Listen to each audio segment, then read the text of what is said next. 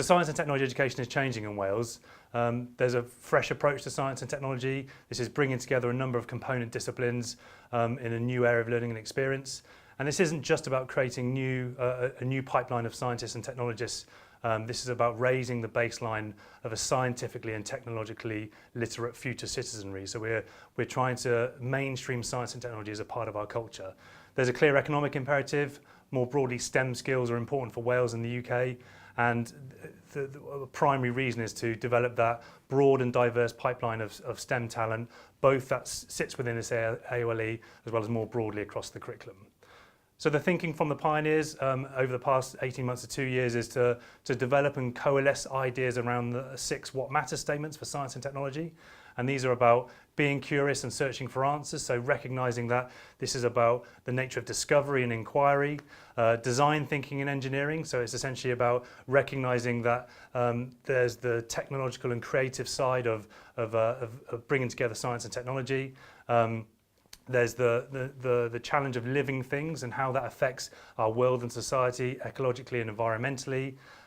There's the atomic nature of matter, so this bridges between a number of disciplines about building our understanding of matter and how that works from the very small to the very large. There's ideas around force and energy, so what does that mean about how we frame and view the world and the universe, again at small structures and at big structures. And then finally, quite a new addition to the curriculum. This is rethinking, I suppose, technology education around computation. So what do we mean by the nature of computation? How this affects our understanding of digital devices, about software and systems, and how that can impact and change the world. And again, recognising the intersection of data and algorithms and how this cuts across the entire AOLE and across the curriculum itself.